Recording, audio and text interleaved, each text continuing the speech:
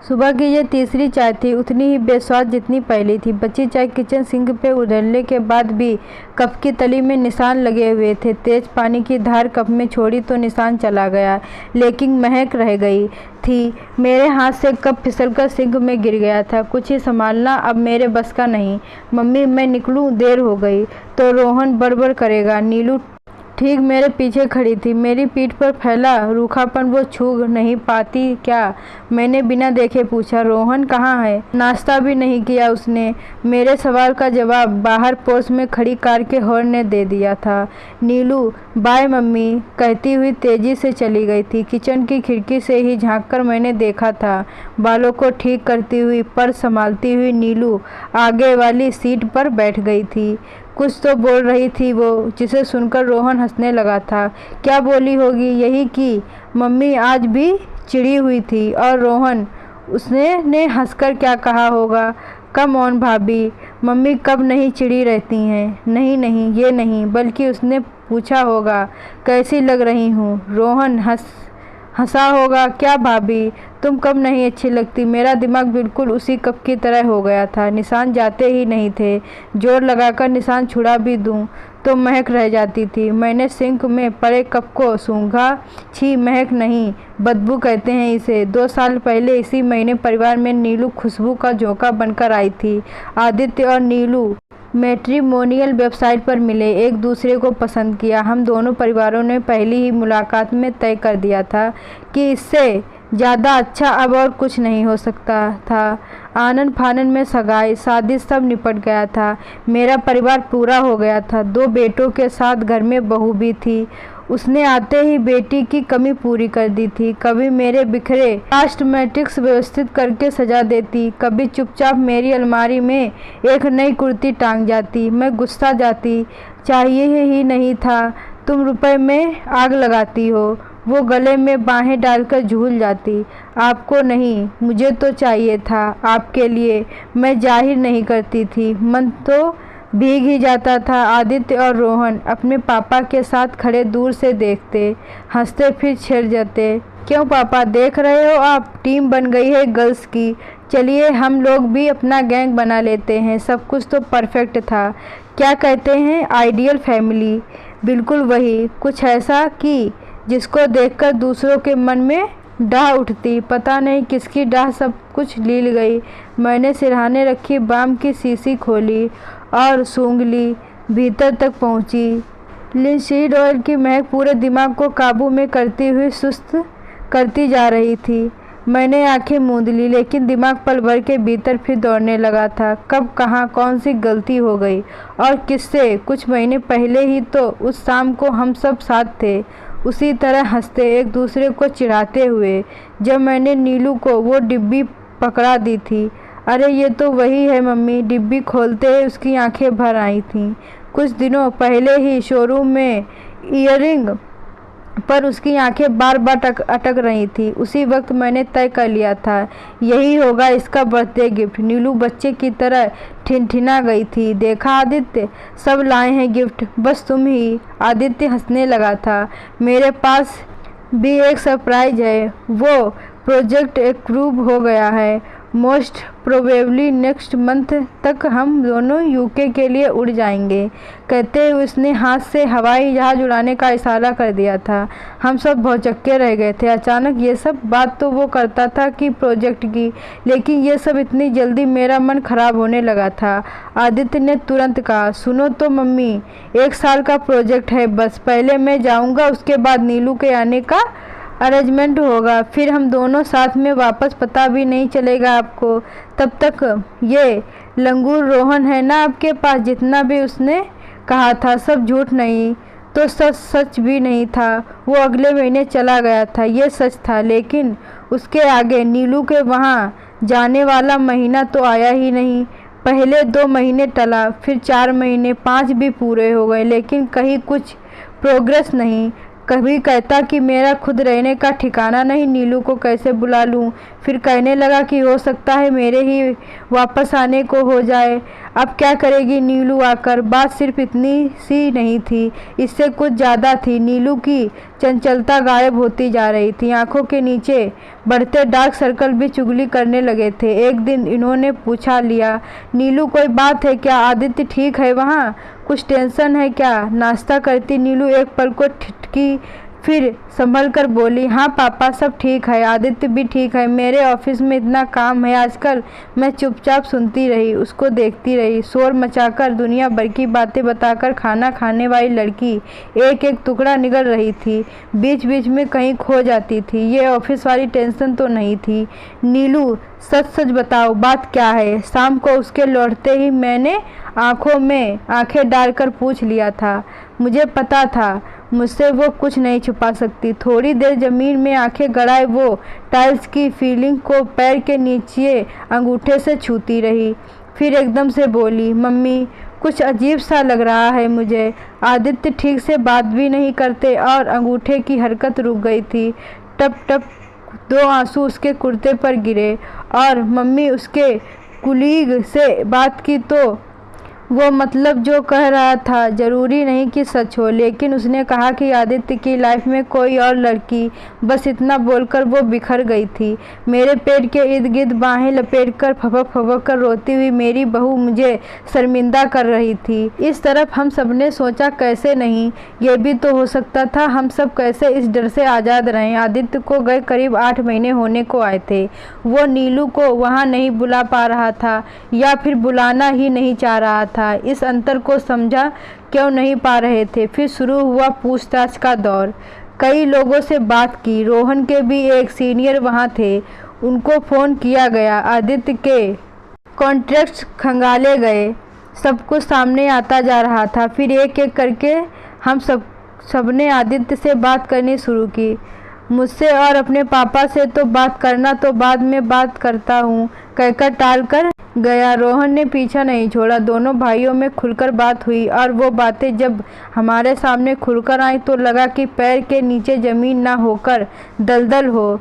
पल पल अपने पास घसीटता हुआ हमारा दम घुटता हुआ भैया ने कहा कि वो अब पीछे नहीं लौट सकते, मतलब वो सीरियसली इन्वॉल्व हैं। अगले 2 दिनों तक मैं बिस्तर से उठ नहीं पाई थी।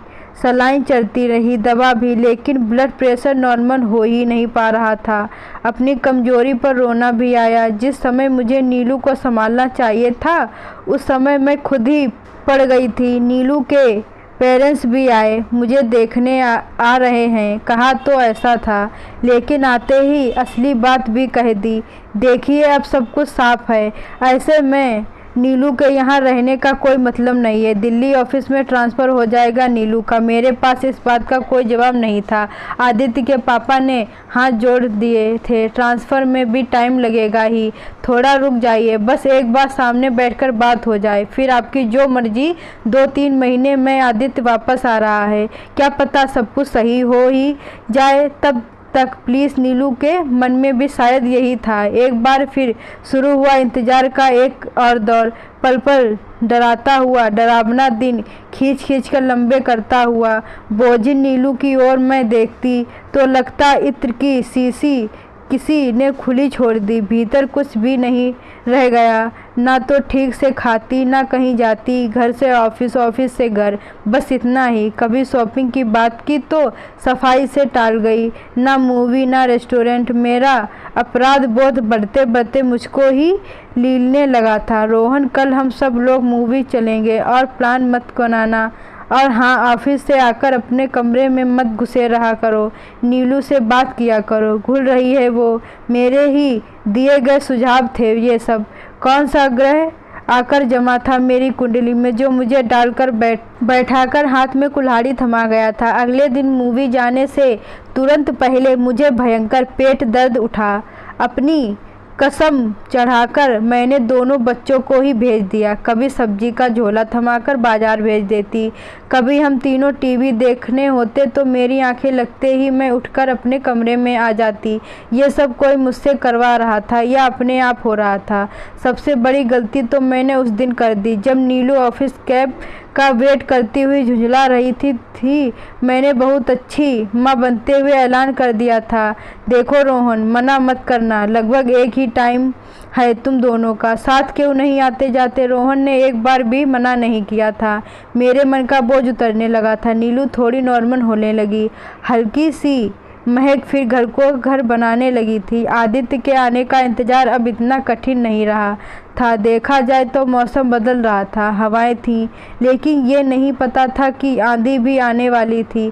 दोनों को साथ ऑफिस जाते महीना भर हो गया था। उस दिन करीब घंटे भर देरी से ये लोग लौटे। देर होनी थी तो एक फ़ोन तो करते मुझे, तुम दोनों में से कोई देर से निकला होगा ना? दोनों का चेहरा ध्यान से देखते हुए मैंने पूछ लिया था। सकपकाया रोहन मुझसे आंखें चुराते हुए बोल दिया था, हाँ मैं फंस गया था। ये भी आधा सच ही था। फंस ये दोनों गए थे और अब मुझे फंसा रहे थे अपने झूठ के मकर जाल में। हालांकि ये जाल भी मुझे कल शाम ही दिखा और ठीक तब से ही नीलू के पास आते ही मुझे एक अजीब सी महक घेरने लगी थी। नहीं महक नहीं, मैंने क्या कहा था? बदबू। कल शाम को मॉल में मेहंदी लगवाने वाली लड़की को मैंने फ़ोन किया था। त्योहार आ रहा था, सोचा कि नीलू को भी अच्छा लगेगा। वो लड़की तुरंत बोली थी, हाँ आंटी, एड्रेस याद है मुझे, आपको और भाभी को अच्छे से पहचानती हूँ, भाभी से मिलती रहती हूँ, हाय हेलो होती रहती है। अचानक मैं सनक गई थी। भाभी तुमको कहाँ मिलती रहती हैं? यही मॉल में। छोटे वाले भैया और भाभी अक्सर दिखते हैं। मुझे लगा था छत पर घूमता पंखा मेरे सिर पर गिर चुका था। क्या कह रही थी ये लड़की? अक्सर दिखते हैं, कब जाते हैं? और सबसे बड़ी बात, जाते हैं तो मुझे क्यों नहीं पता रहता? यही क्या वो काम जिससे रोहन फंस जाता है? अब दिखी जाकर वो डाल जिस पर मैं बैठी थी और कुल्हाड़ी भी दिखी जो इन दोनों को मैंने थमा दी थी। गिर चलती हुई कुल्हाड़ी घिस घिस कर करती हुई डाल। लगा कि अभी चक्कर खाकर गिर पड़ूंगी। मैं बड़बड़ा रही थी, मेरी आवाज़ कांप गई रही थी। कोई नहीं कह सकता कि ये मेरा वहम है, सब सच है। रोहन उससे तुम कहकर बातें करने लगा है। बात बात पर यार बोलता है। कभी कभी भाभी कहने की बजाय उसको नीलू भी कहता है। मेरा गला रुंध गया था। एक हिचकी आई कसकर। अब इस सिरदर्द को इसके मायके वापस भेजना ही पड़ेगा, नहीं तो कुछ भी नहीं बचेगा। इसके ठीक बाद से ही भीषण सिरदर्द उठा था। माइग्रेन की दवा निगली, बर्फ सिर पर मली, दालचीनी का लेप लगाया, सब फेल। एक गंदी सी बदबू घर भर में फैल रही है। ना कुछ खाते बन रहा था ना पीते, चाय तक अपना स्वाद खो चुकी थी। मेरा दिल मानने को तैयार नहीं था कि मेरे घर में ऐसा हो रहा था। छी छी, देवर भाभी के रिश्ते में ये गंदगी। जितना सोचती उतना ही परेशान होती जाती। दिमाग में सारी बातें आती जा रही थी, इसीलिए तो अपने मायके नहीं गई। सोचा होगा कि यहीं रहकर अपना खेल खेलती रहेगी। नीलू के बारे में सोचती तो लगता कि कोई मुखौटा लगाकर बैठी है भोलेपन का। बस उतारने भर की देर थी, भीतर से निकल आएगी एक चंट चालाक साथी लड़की। बस अब हो गया। इसके मायके फ़ोन करती हूँ और कहती हूँ कि अब सब कुछ खत्म। जब बेटे से ही रिश्ता नहीं रहा तो इससे कैसा रिश्ता? दूर टेबल पर रखा फ़ोन उठाने के लिए उठी ही थी कि जोर से पूरा घर गोल गोल घूम गया। एक सेकंड रुककर फिर आगे बढ़ी तो सब कुछ काला काला। चीख कर घरेलू सहायिका को आवाज़ दी। उसके बाद क्या हुआ कुछ याद नहीं। जब धीरे धीरे आंखें खुली तो जगह बदली सी थी। नहीं, ये मेरा कमरा नहीं था ही नहीं। पर्दे, बेड, ये मशीनें। बगल में नर्स खड़ी थी, उसके बगल में रोहन अपने पापा के साथ और मेरे सिरहाने बैठी नीलू। ओह, मैं अस्पताल में थी क्या? मम्मी अभी कैसा लग रहा है? रोहन मेरे चेहरे के पास आता हुआ बोला। पल भर के भीतर सब कुछ याद आने लगा था। मैं गिर पड़ी थी घर में। क्यों गिर पड़ी थी? अच्छा हाँ, वो सब जो हुआ था, वो सब जिसमें रोहन था, नीलू थी। मैंने फिर आंखें मूंद ली थी। नीलू मेरा सिर सहला रही थी। मेरे अंदर ताकत होती तो इस लड़की का हाथ झटक देती। मैं चुपचाप पड़ी रही। घर कब तक जाएंगे? बस इतना ही मैंने पूछा। नर्स ने चुप रहने का इशारा करते हुए मुझे लेटे रहने को कह दिया। रोहन नाराज हो रहा था। जब आपको पता है कि शुगर कम हो जाती है तो टाइम से खाना पीना क्यों नहीं चलता आपका? मैं कहना चाहती थी, बेहोश में मीठे की कमी के चलते नहीं, बल्कि तुम दोनों की बढ़ती मिठास के कारण हुई थी। मेरा थका शरीर मुझे कुछ बोलने नहीं दे रहा था। शाम हुई, रात हुई, मैं कितना थक गई थी कि इतनी ड्रिप चढ़ने के बाद भी अभी तक सामान्य नहीं हो पा रही थी। मैं सच में थक गई थी, अपने आप से, अपने घर के लोगों से, अपने ही बच्चों से। आदित्य का ख्याल कड़वाहट भर गया। कोई मतलब ही नहीं रखा उसने। यहाँ क्या हो रहा है उसकी कोई खबर उसको है ही कहाँ। अब ये दोनों आँखों से दो बूंद लुढ़ककर चेहरे भिगो गई थी।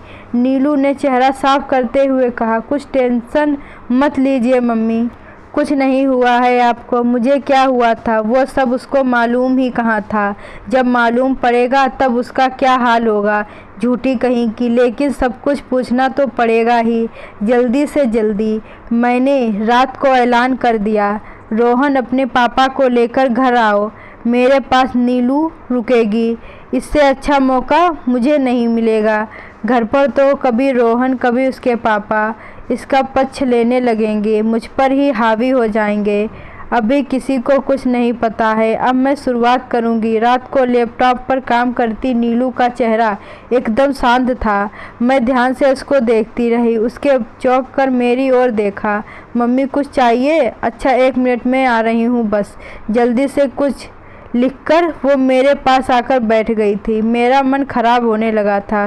क्या ये सचमुच इतनी अच्छी है जितना नाटक करती है? मैंने कोशिश करके पूछा। एक पूछनी थी तुमसे, सच सच बताओगी? हाँ मम्मी। क्या हुआ? नीलू घबरा गई थी, एकदम छोटे बच्चे की तरह। देखो नीलू, झूठ बोलने का फ़ायदा है ही नहीं। अब मुझे सब पता चल चुका है। अस्पताल के कमरे में मेरी गंभीर आवाज़ थोड़ी और गंभीर सुनाई दे रही थी। नीलू तटस्थ बैठी थी। क्या पता चल चुका है आपको? मैंने एक निगाह उसको देखा, फिर उसकी आंखें फेर ली। मुझे मतलब तुम्हारे और रोहन के बीच जो कुछ भी। नीलू तुमको शर्म नहीं आई? मैंने चिल्लाकर पूछा था। थोड़ी और ताकत होती तो और खींच कर पूछती। नीलू ने मुझे लिटाते हुए कहा, घर चलकर बात करेंगे मम्मी, अभी आप लेट जाइए। मैं थोड़ा और टूट गई थी। क्या ठिहाई थी? यानी ये सब कुछ स्वीकार कर रही थी? मना तो किया ही नहीं इसने। वाह, घर चलकर नहीं, मुझे अभी बात करनी है नीलू। तुमको हम लोगों ने कितना माना और तुमने, कहते हुए मेरी आवाज़ भर आई थी। नीलू कुछ नहीं बोली, चुपचाप बैठी रही। मैं इतना बोलकर हाँफने लगी थी। नीलू ने मुझे सहारा देकर बैठाया, फिर बगल में रखा स्टूल खींचकर बैठ गई। मैंने क्या किया मम्मी? बोलिए ना। रोहन तुम्हारा देवर है और तुम उसके साथ। मैं उसके साथ क्या? वो सब कुछ सुनना चाहती थी। मैं क्या कहती? कुछ सोचकर मैंने कहा, तुम लोग चोरी छुपके घूमते हो, मुझसे झूठ बोलकर ये सब करते हो। कुछ गंदगी नहीं है इसमें? कुछ गलत नहीं है? नीलू ने एक लंबी सांस खींची। मेरे साथ जो हुआ वो सब सही था। आदित्य को कभी कटघरे में खड़ा करके आप पूछ पाई? आदित्य को तो ये तक नहीं पता कि यहाँ कौन जिंदा है कौन नहीं। कहते हुए उसकी आंखें भर आई थीं। थोड़ा रुककर बोली, मेरे पापा लेने आए थे ना, आप लोगों ने ही रुकने को बोला। ये सच है कि नहीं? मैंने डांटते हुए कहा, बकवास मत करो, मैं पूछ क्या रही हूँ और तुम? वही बता रही हूँ मम्मी। नीलू तड़प उठी थी। आप लोगों ने मुझे क्या समझा था? मैं कोई गुड़िया हूँ? कितना इंतज़ार, इतने झूठे वादे। कभी सोचा कि मैं पल पल मर रही हूँ सिर्फ आप लोगों की वजह से? मैंने आदित्य पर धोखाधड़ी का केस नहीं किया। उन सबकी वजह से मैंने क्या क्या झेला पता भी है आपको? वो अचानक उठी और उसने अपने बैग से कुछ कागज़ निकालकर मेरे सामने रख दिए। ये सब चल रहा है मम्मी। महीनों से इलाज चल रहा है मेरा।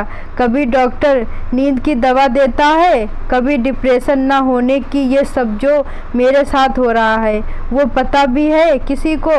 वो अपने आंसू पोंछते हुए थोड़ी देर चुप रही, फिर कांपते हुए बोली, ये सब रोहन को पता चल गया था। पहले तो वो खूब लड़ा, फिर दोस्त का फर्ज निभाते हुए मेरी हिम्मत बनता चला गया। मम्मी, मुझे पता ही नहीं चला कि कब मेरे अकेलेपन को दूर करते करते रोहन और मैं एक दूसरे को सपोर्ट बनते चले गए। वो बोलते बोलते कहीं खो गई थी। अचानक चौंक कर दृढ़ आवाज़ में बोली, लेकिन आप चिंता मत करिए, मैं जा रही हूँ जल्दी ही। मेरा ट्रांसफ़र कुछ ही दिनों में हो जाएगा। अगर आपको इतने दिन में भी मैं बर्दाश्त नहीं तो बता दीजिए, मैं किसी भी फ्रेंड के यहाँ शिफ्ट हो जाऊंगी।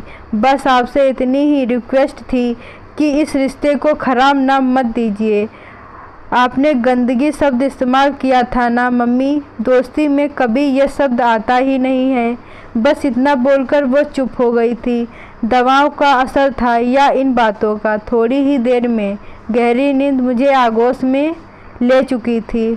ऐसी गहरी नींद की अजीब अजीब सपने बारी बारी आते रहे। कभी दिखता कि नीलू पागल हो गई है, फिर दिखता कि आदित्य और रोहन साथ बैठे हैं। मैं पूछ रही हूँ, नीलू कहाँ है? वो लोग पूछते हैं, कौन नीलू? एक बार देखा कि नीलू की तस्वीर पर माला चढ़ी हुई है। सामने बैठी भीड़ फुसफुसा रही है कि मैंने उसकी जान ले ली है।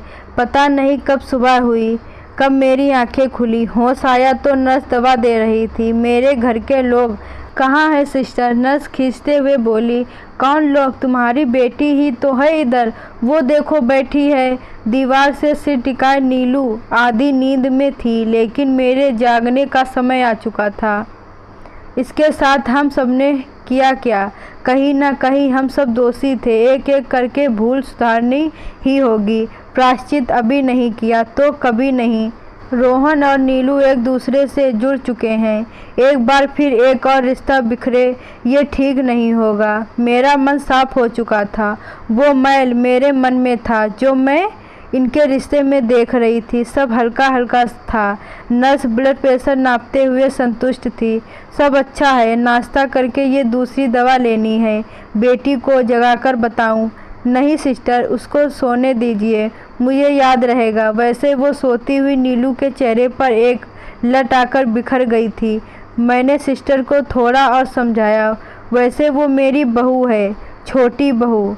दोस्तों, आप लोगों को यह कहानी अच्छी लगी हो तो वीडियो को लाइक करें, चैनल को सब्सक्राइब करना ना भूलें।